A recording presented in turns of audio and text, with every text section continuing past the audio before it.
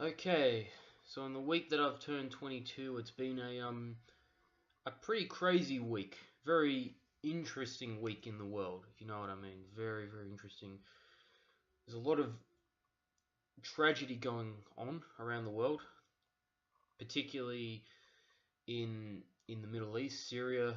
There's chemical gas attacks, which is just horrendous to say the least, and very much deep sympathies go to them, and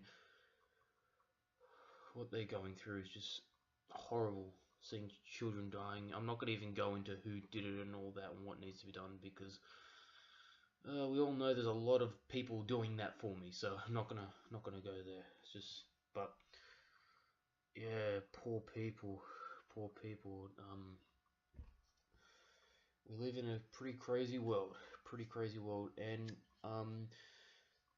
you've got in not just in the Middle East now, you've got in Asia as well, where it looks that there's been talk suggesting that there could be action taken against North Korea. So that's also very, very scary as well. And North Korea, not the best place in the world. The leader there is one of the worst people in the world, to say the least. So, it's troubling times, and you've got terrorist attacks in Stockholm. I think 4 people or something dead. I'm not sure how many people died in the Stockholm attacks. Sorry, I don't have the let's see, Stockholm. Let's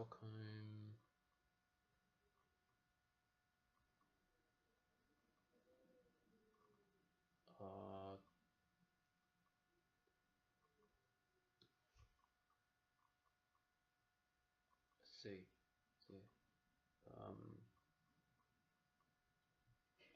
see, this the Stockholm terrorist attack.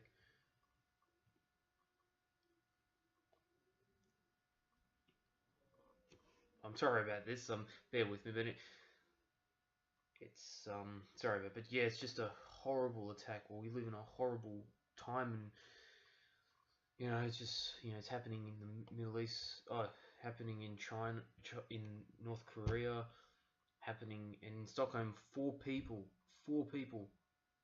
killing 4 people according to the Washington Post. The Washington Post on the 8th of April 2017 claims that 4 people were killed as a truck crashes into Stockholm store. This is from the Washington Post on the 8th of April 2017. It's just very, very bad times.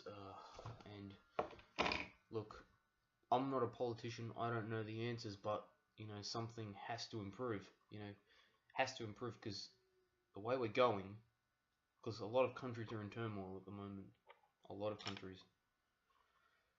Yeah, that's the sad news, and now I'm moving on to more entertaining news. The football. I've changed mood a little bit there. I've changed mood. So now I'm going to talk more about. I'm going to talk about the Juventus Barcelona game. What a shock that is. To be fair, I'd much rather be talking about this than the crap and the sadness I was talking about a few minutes earlier. What a shock, eh? Well, actually, to be fair, it wasn't a shock because Barcelona lost 4-0 to PSG in the first leg, and they almost got beaten. They made that amazing comeback in the second leg, but I like PSG, but they're not a real good team in the Champions League. They lost to they got knocked out against Man City the year before, and that pretty much says it all for those that know football. Getting knocked out to Man City in the Champions League. Yeah, but Juventus, they won 3-0, which was not as much as what PSG won in the round of 16. But I think Juventus are different than what PSG are because Juventus have got more experience in the Champions League. They only made the final 2 years ago where they lost to, ironically, Barcelona. But this Barcelona team isn't as good as the one that won it in 2015, in my opinion. Messi although he's an amazing player, he's not as amazing as he was in 2015. Because I understand he's getting close to 30, but he's still the best player in the world. But you know, I think the person who could be potentially taking his place as the best in the world in a few years to come is his fellow countryman Dybala, because he was just amazing today.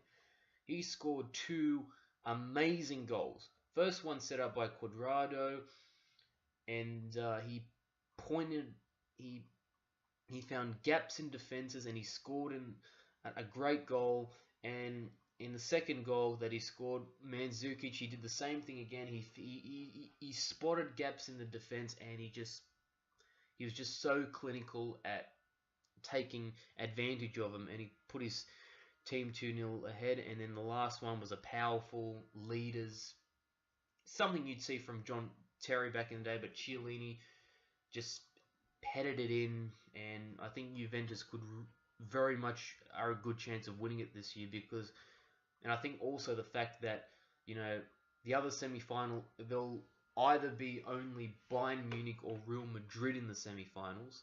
It'll only be one of those two teams, and actually in the 2015 Champions League, Juventus beat Real Madrid.